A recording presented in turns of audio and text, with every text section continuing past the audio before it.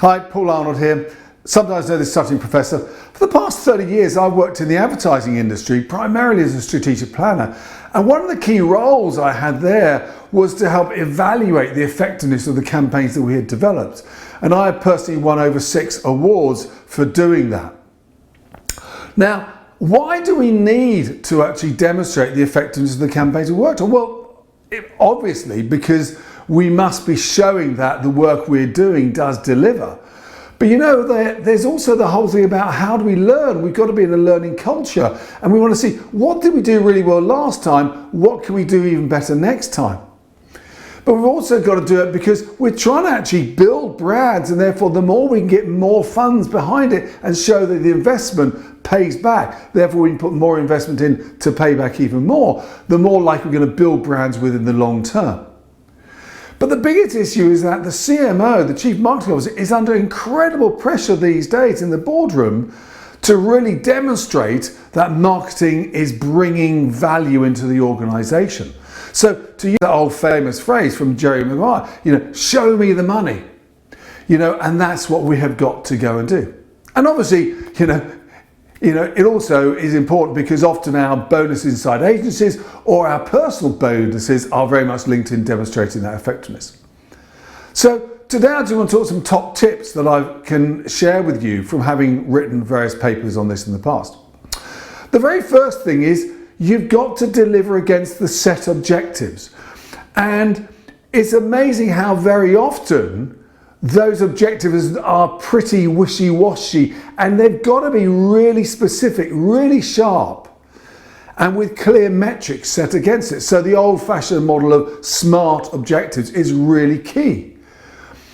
And the other thing you've really got to do is make sure you set your evaluation plan in advance.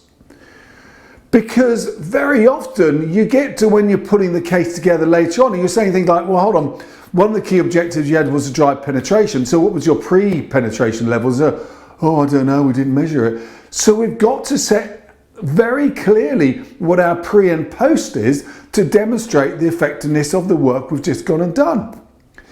And the other thing is, one of the things I've found a big struggle is actually getting stakeholders to actually share their information and the difficulty extracting the information. Well, if you've set that plan all up front, you're more likely to have a much easier flow at the back end. Otherwise, you're just hunting for data and time runs out. The next thing you'll do is obviously having sort of demonstrated that here was your objectives, here's the numbers that have gone against it, we must fundamentally show that it wasn't down to other factors. And we know that in marketing there are lots of different levers. So could it have been down to distribution rather than just the communication? Could have been down to a promotion? Could have been down to, for example, the competition reducing their spend? So we've got to actually evaluate all of those other factors. It wasn't down to that, it wasn't down to that, it wasn't down to that. Ipso facto, the only thing that really did change was the communication. Therefore, we are making the hypothesis that actually it was the advertising that actually drove that shift in sales, share, penetration, image shift, whatever was the set objectives. And I think the key thing you've got to start with the cynics point of view. You've got to try to take the point of view like, if I wanted to prove this campaign didn't work, how would I go about it? And at least then you are then going to develop a robustness about the argument you put forward. The next thing which I often see people don't do particularly well is develop an inextricable link from your activity through to your business result. So you go from here was the reach our campaign did.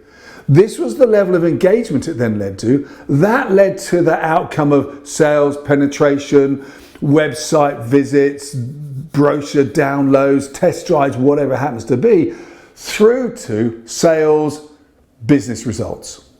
And the more we can demonstrate that clear, the more likely you're going to convince the judges, be it just the FD inside an organisation, that actually there was a very clear evidence path that follows the whole way through. And then obviously we've got to try to put a return upon marketing investment against that. And there's a very classic, very simple formula, which is return on marketing investment is net incremental profit divided by the cost of the campaign times by 100.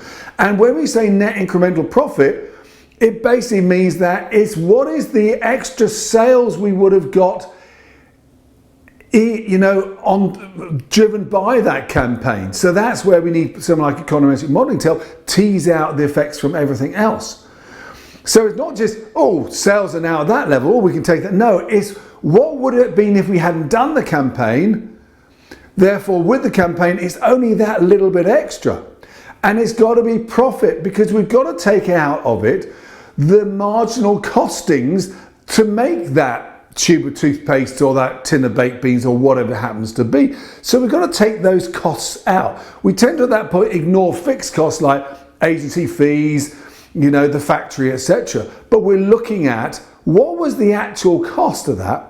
And then we take that and divide by the cost of the campaign, which usually build in the production costs. We tend to not put in agency fees in that because that's normally a fixed cost, times that by 100. Now, then having done all that stuff, we can then wrap it in a compelling story, because then that helps to bring it alive.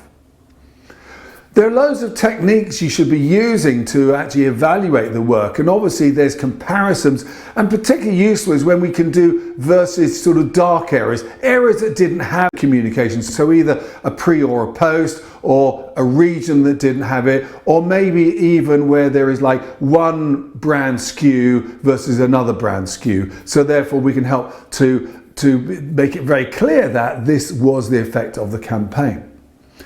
And obviously, as I just hinted about, having an econometric is one of those powerful tools you can have, because it really does use multivariate analysis to tease out the impacts upon all the different factors that will go into a campaign. So I hope that's useful. If you really want to really study this in more depth, I would highly recommend contacting the IPA, the Institute of Practitioners of Advertising. They do a fabulous online course called the F-Test, which really helps give a very good background about how do you properly evaluate a campaign. So look that up. Anyway, I hope that's been useful. I clearly do a lot of work in this field, either teaching people about it or helping brands to go and evaluate their campaigns. Anyway, if that is of use for you, then please see my email at the end of this. Anyway, thanks and good luck. Bye.